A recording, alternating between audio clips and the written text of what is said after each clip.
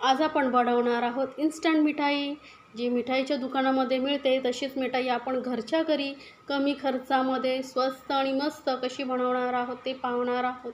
सोबतच यासाठी आपल्याला साखरेचा वापर नाही करणार आहोत, गॅसचा वापर नाही किंवा मावाही वापरणार नाही आहोत। तरी ही मिठाई किती टेस्टी लागते आणि तुम्हाला बघूनच समजली असेल की एवढी सुंदर आणि चविष्ट अशी ही मिठाई झालेली आहे की कोणीही बघता क्षणीच बनवेल।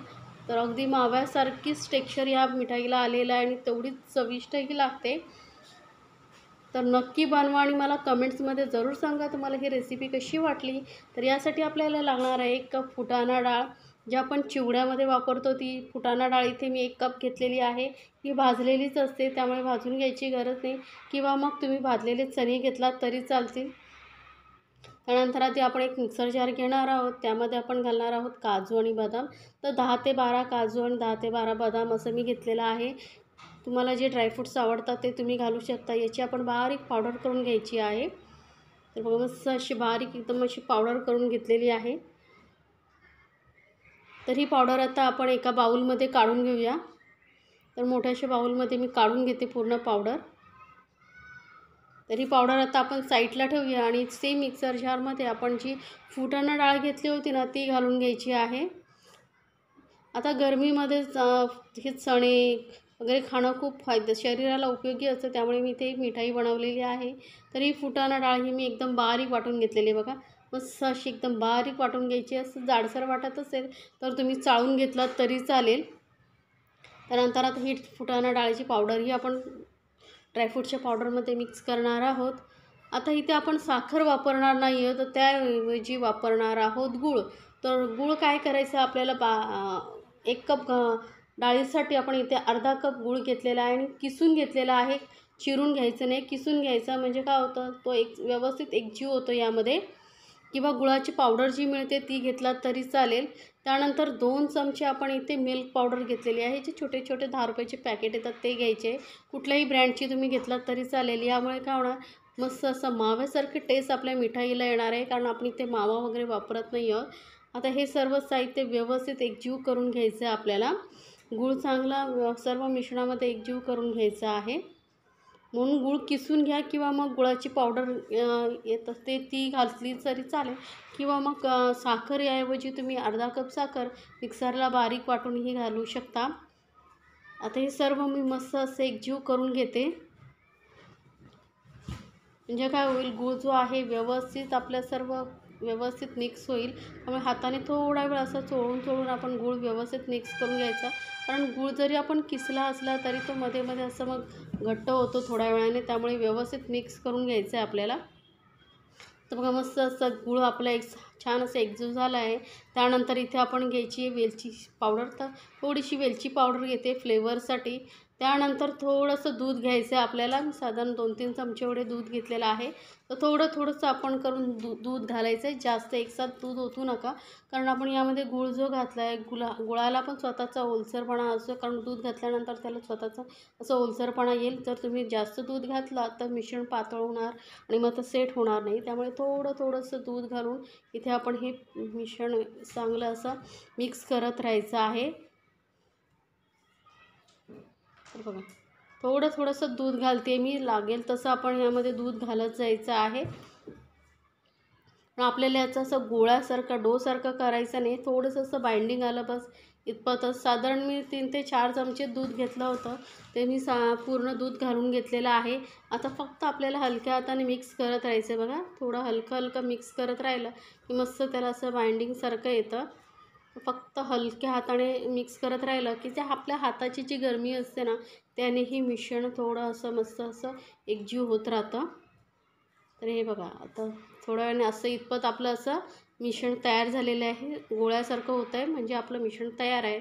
आता आपल्याला पुढे काय करायचं, एखादा असा डब्बा वगैरे घ्यायचा आहे किंवा ट्रे वगैरे असेल तुमच्याकडे तोही घेतला तरी चालेल। त्याला मी बटर पेपर लावून घेते, म्हणजे आपल्याला मिठाई काढायला सोपी पडेल। तर बटर पेपरला आपल्याला घी वगैरे काही लावायची गरज नाही आहे।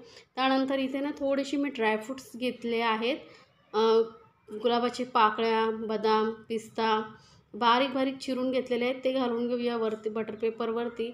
यामुळे लूक खूप सुंदर येतो. जसे मार्केटमध्ये सजवलेल्या मिठाई असतात ना, तसंच लूक येतो. तुमच्याकडे जर सिल्वर पेपर असेल तोही लावलात तरी चालेल. चांदीचं वर्क, पण चांदीच्या वर्कपेक्षा आपण ड्रायफ्रुट्सनी सजवलेली मिठाई खूप सुंदर दिसते. तर इथे मी व्यवस्थित ड्रायफ्रूट्स आणि सर्व लावून घेतल्यानंतर आपण जे मिश्रण बनवून ठेवलं होतं ते हातानेच आपण एकसारखं असं पसरवून घ्यायचं आहे. जर एकसाथ लावून आपण नंतर एकसाथ टाकलं आणि नंतर पसरवायला गेलं तर आपण जी खाली ड्रायफ्रूटची लेअर लावली आहे ना ती एकत्र होईल आणि मग दिसायला सुंदर दिसणार नाही, कारण मग एका साईडलाच एकदम गोळा होईल. त्यामुळे हाताने थोडंसं प्रेस करत आपण आधी सेट करून घेणार आहोत पूर्ण डब्यामध्ये खालची लेअर. त्याच्यानंतर मग वरती तुम्ही हाताने किंवा स्पूनने वगैरे केला तरी चालेल, एक असं पसरवलं तरी चालेल, कारण ते खालची लेअर ती व्यवस्थित सेट झालेली असेल. तर हे व्यवस्थित आपण सर्व मिश्रण एक समान आपण डब्यामध्ये लावून घ्यायचं आहे. तर ही रेसिपी जर तुम्हाला आवडत असेल तर चॅनलला लाईक्स, कमेंट्स आणि सबस्क्राईब करायला विसरू नका. सोबतच बेल आयकॉनवरती क्लिक करा, म्हणजे माझ्या नवीन रेसिपीची नोटिफिकेशन लगेचच तुमच्यापर्यंत पोहोचेल. आता चमच्याच्या साहाय्याने मस्त आपण असं सर्व व्यवस्थित एक प्लेन करून घ्यायचं आहे. बघा मस्त असं मी प्लेन करून घेतलेलं आहे. पूर्ण प्लेन नाही केलं तरी चालेल, कारण ही बाजू जी आहे खालच्या साईडला येणार आहे.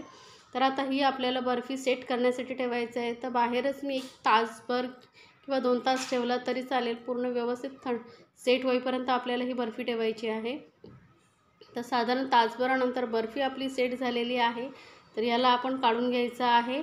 आपण बटर पेपर लावल्यामुळे थोडं हलकं टॅप केलं का जे आहे बर्फी व्यवस्थित निघून येते.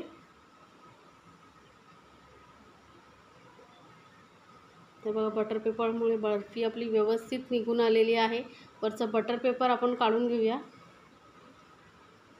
यामध्ये आपण घी, मावा वगैरे वापरला नाही तरी आपली बर्फी बघा किती सुंदर दिसते आणि खरंच खूपच चवीला टेस्टी लागते. तर एकदा नक्की बनवून बघा आणि रेसिपी आवडली तर चॅनलला लाईक्स, कमेंट्स आणि सबस्क्राईब करायला विसरू नका. सोबतच बेल आयकॉनवरती क्लिक करा, म्हणजे माझ्या नवीन रेसिपीची नोटिफिकेशन लगेचच तुमच्यापर्यंत पोहोचेल. तर कटिंग करतानाही तुम्हाला समजत असेल की बर्फी एकदम परफेक्ट अशी झालेली आहे. आता पीसेस आणि कटिंग तुम्हाला कशी करायची ते तुमच्या चॉईसप्रमाणे आहे. पीसेस केवढ्या साईजचे हवेत, तर मी थोडेसे मोठ्या साईजचे जसे मिठाईच्या दुकानामध्ये मिळतात ना तसे मोठ्या तुकड्यांमध्ये कट करते. त्यामुळे दिसायला खूप सुंदर दिसते आणि आपण रोज पेटल वगैरे लावलं आहे त्यामुळे बर्फीचा लूक एकदम मस्त आलेला आहे. तर रेसिपी कशी वाटली मला कमेंट्समध्ये ज़रूर कळवा आणि मस्त अशी आपली ही इन्स्टंट बर्फी बनवा आणि फॅमिलीसोबत एन्जॉय करा. तर बर्फीचं टेक्स्चर बघा किती सुंदर आलेलं आहे. अगदी माव्यासारखंच टेस्ट तुम्हाला इथे ह्या बर्फीला लागणार आहे. तर झटपट बनवा आणि तुम्हाला यानंतर कुठली रेसिपी पाहायला आवडेल तेही मला कमेंट्समध्ये सांगा, मी नक्की बनवून दाखवेन. मग मी तोडून दाखवते. किती मस्त अगदी तोंडात टाकताच विरघळणारी अशी आपली ही बर्फी तयार झालेली आहे.